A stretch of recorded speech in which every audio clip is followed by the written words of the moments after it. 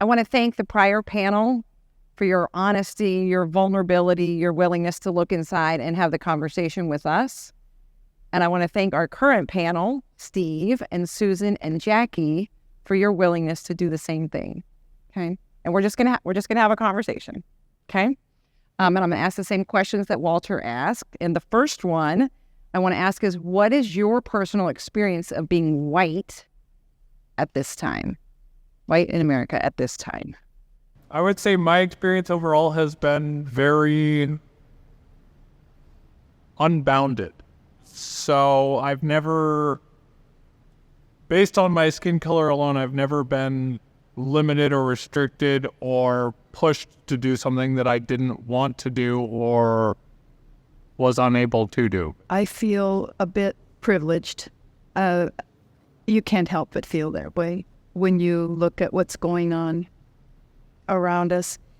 And but I also feel that I have a responsibility because of that privilege to try to make a difference in whatever way I can, which is why I'm here. How much I'm having to reflect back as I learn and awake to what does it mean to have this privilege? I have to really think about all those ways that I've internalized that privilege that I wasn't even aware of. Because I come from a background where I had a lot of disadvantages too, in a lot of ways class-based and a lack of education. My father only had a 10th grade education. Only 3 of the 7 kids in my family finished high school. Where did I have disadvantages? Where did I have unearned privilege? It's been a real journey. And I feel so much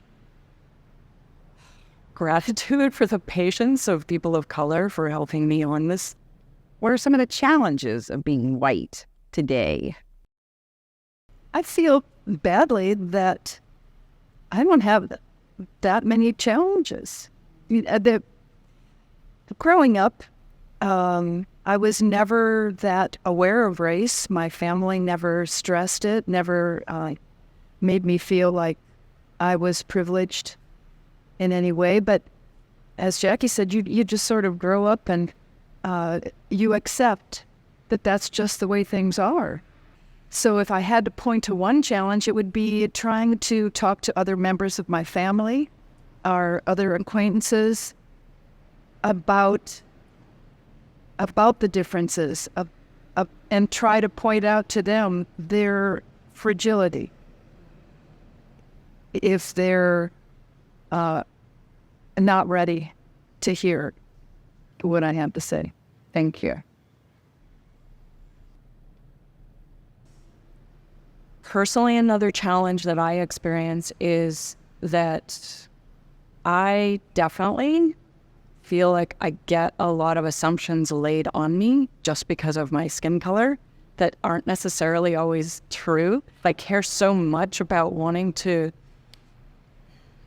deal with the uneven playing field and deal with, I really want to do that. So I really want to get it right. And I've ironically kind of had more access to connecting across lines of racial difference when we understand that we come from a similar class background. I've never had those same roadblocks in my way. So my challenge would be relating to those situations because I've never been put in them. I've never had that metal tested in the same way that someone of a different ethnicity or background would from day one. I feel that's its own challenge. What do you want everybody here to know and understand about being white at this time? Just because you're white doesn't necessarily mean you are all those other things that are commonly associated with whiteness here. Sounds like it's true for you, right? And that's what we're doing. We're just sharing our truths, right? Nobody's speaking for all the white people. You're speaking for yourself and your experience. I would like for people of color not to think of all white people as the same. What I would want people to know is that I will take the time to understand a situation or a cultural difference or a background difference, but I'm not going to get it immediately. And I need that time, as I'm sure other people do as well. Also, it's the first time I've ever been asked those questions.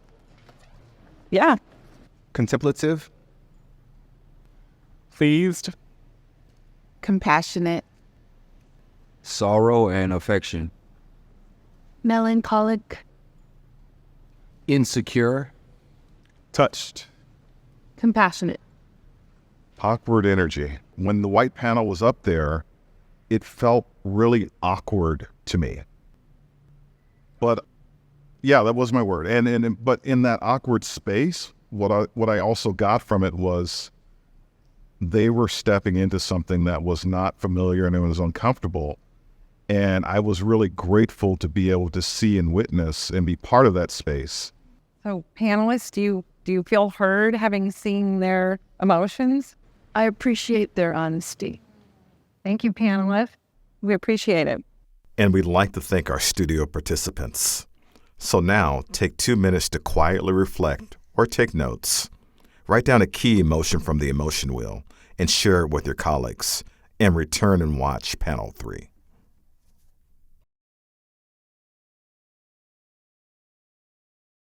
In video number 12, witness our technology of change having conversations, this time with mixed race Americans. Open your heart, discover new truths, and apply your new conversation skills. To access the series, click on the playlist.